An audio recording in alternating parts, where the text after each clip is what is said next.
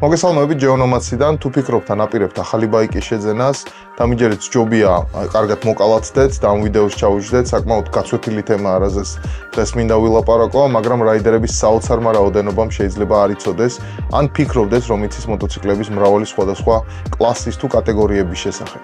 დღევანდელ დაარხის მომავალ ვიდეოებში ვეცდები მოკლედ მარტივად, მაგრამ ამომწურავად მოგიყვეთ მრავალი მოტოკლასის შესახებ. თუ რა და რა ბაიკები მიეკუთვნება ამა თუ იმ კატეგორიას, რა დანიშნულება აქვთ, როგორი სახის რაიდერებს შეეფერება და რატომ ვყიდულობთ მათ. ეს საკმაოდ ვრცელი თემაა, რომელიც ერთი ვიდეოს ფორმატში ნამდვილად არ ჩაეტევა და ძალიან ზედაპირულად რომ არ გამომივიდეს, გადავწყვიტეთ თითო კატეგორიას ცალკე ეპიზოდი დავუთმოთ. ასე რომ დროს ტყუილად ნუ დავუკარგავთ და გადავიდეთ ეგრევე ჩვენი სიის პირველ პუნქტზე და დღევანდელი ვიდეოს ბაიკ კატეგორიაზე სუპერსპორტი. სახელიდან გამომდინარე ალბათ უკვე მივხვდით რომ საუბარია ბაიკებზე, რომელთა შექმნისთვის არის გამოყენებული ყველაზე ბოლოს-არბოლო ტექნოლოგიები და კუბატურის გათვალისწინებით ძრავიდან არის გამოწვეული მაქსიმუმი.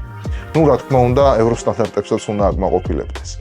ამ კლასში შეიძლება შედიოდეს სხვადასხვა კუბატურის ბაიკები, მრავალი სარბოლო დივიზიონიდან გამომდინარე, არის რბოლები როგორც ლიტრიან ბაიკებს, ასევე 125 კუბიან ბაიკებს შორის. მაგრამ საქართველოში და არა მარტო სუპერსპორტის კატეგორია საკმაოდ გაწელილი აქვთ თვითონვე რაიდერებს და ცდილობენ ყველა ბაიკი, რომელსაც პლასმასი და კლიპონები აქვს, ამ კატეგორიაში შეიყვანონ. იქიდან გამომდინარე, რომ ამ ტიპის ბაიკების დიზაინი საკმაოდ მიმზიდველია ინდუსტრიაში, ჩაუხედავი ახალი მყიდველისთვის, ბევრი მწარმოებელი საკმაოდ სტანდარტული და თუნდაც დაბალი კომპლექტაციის ბაიკებს უბრალოდ ფუთავენ ამ სპორტულ ნაჭუჭში თავისი გაყიდვების სასამაღლებლად. ეს სტრატეგია კი ნამდვილად მუშაობს და ახალ რაიდერებს, რომლებმაც მაგალითად CF Moto 300 კუბიანი კლიპონებიანი ბაიკი იყიდეს, სრული სერიოზულობით გონიათ, რომ ნამდვილი სუპერსპორტი ყავთ. და კმაყოფილები არიან შენაძენი. მართალი გითხრათ, ბაიკი ნამდვილად კარგად გამოიყურება, მაგრამ იგივე კუბატურის R3-ს თუ შევადარებთ, CF Moto სპეციფიკაციები ორზე უნდა გაამრავლოთ.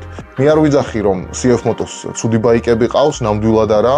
ამ ბოლო რამოდენიმე წელიწადში ამ კომპანიამ ბევრს მიაღწია, ახალი 675 SRR-ი ავიღოთ მაგალითად, მაგრამ მაინც ის არა, თუ რასაც ხედავთ რეკლამაში.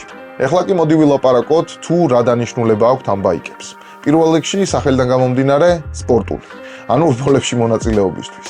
ან თუნდაც რბოლების ენთუზიასტებისთვის იშვიათი ტრეკ დღეებისთვის, მაგალითად რომ განიცადოთ თუ რას ნიშნავს 200 კილოიან რაკეტაზე ჯდომა და მინიმალური შეზღუდვებით მაქსიმალურად უსაფრთხო გარემოში რომ გახსნათ მასზე გაზის სახელური ბოლომდე. რომ უბრალოდ რაღაც მომენტით იგრძნოთ თავი როგორც ნამდვილმა რბოლელმა. ხოლო ქალაქში თუ ქალაქგარეგზებზე ასეთი ბაიკების ტარება ან მიხელ გაბრიელს გაგაცნობთ ვადაზე ადრე, ან ციხეში ამოგაყოფინებს თავს. ან თუ საგზაო კანონებს ემორჩილებით და სიჩქარის შეზღუდვის ზღვარს ქვევით ივლით, უბრალოდ დაგტანჯავს.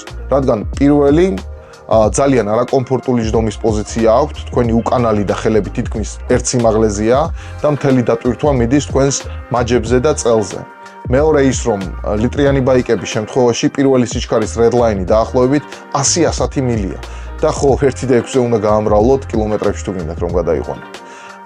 600 კუბიანების შემთხვევაში კი ყველა წუწუნებს, რომ დაბალ RPM-ზე საკმაოდ დაბალი ტორქი აქვთ და სხვა კატეგორიის ბაიკებთან შედარებით უნდა აყვიროთ და სიჩქარის ლიმიტს გადასცდეთ, რომ მათი ტარებით სიამოვნება მიიღოთ. ასე რომ ზემოთქმულიდან გამომდინარე ალბათ იდეალური მომენტია რომ განვიხილოთ თუ ვინ და რატომ ყიდულობს ამ ბაიკებს.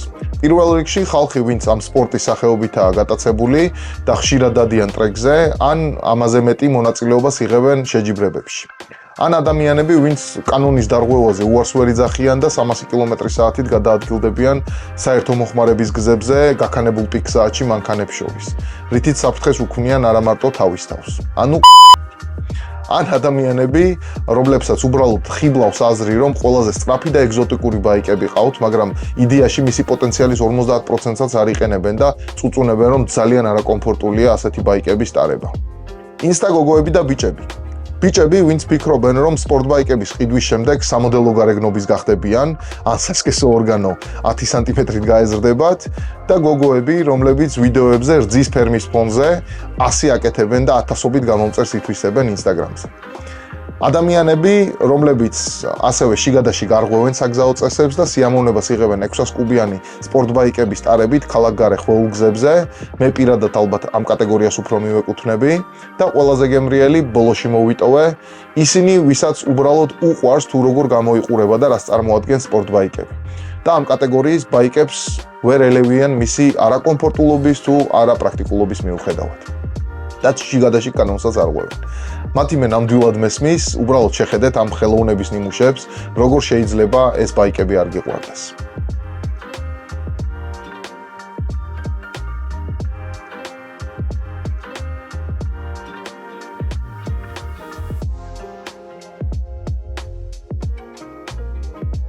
და მაინც ისინი ყველასთვის ნამდვილად არაა, განსაკუთრებით ახალი რაიდერებისთვის, ისევ გირჩევთ, რომ ნაკლებად ექსტრემალური ბაიკებით დაიწყოთ და მერე თქვენ თვითონვე ნელ-ნელა გაერკვეთ თუ რა ტიპის ბაიკი იქნება თქვენთვის იდეალური. სულ ეს არის დღეისათვის, ამ ვიდეოთი არ მოგიწოდებთ, რომ სუპერ სპორტ ბაიკები იყიდოთ, ან არ იყიდოთ, რა თქმა უნდა, ყველას თავისებური გემოვნება და ხედვა აქვს თავისი იდეალური ბაიკის და ნამდვილად კარგ დროს ცხოვრობთ, როდესაც მოტოციკლების ასეთი ფართო არჩევანი გვაქვს. დღევანდელ ვიდეოში ჩემს ხუმრობებში თქვენი თავი თუ ამოიცანით, არ მიწყინოთ, ხოლო საცობში მანქანებს შორის ვინც გიჟებივით დაფრინავთ, თქვენ მაინც კარგად.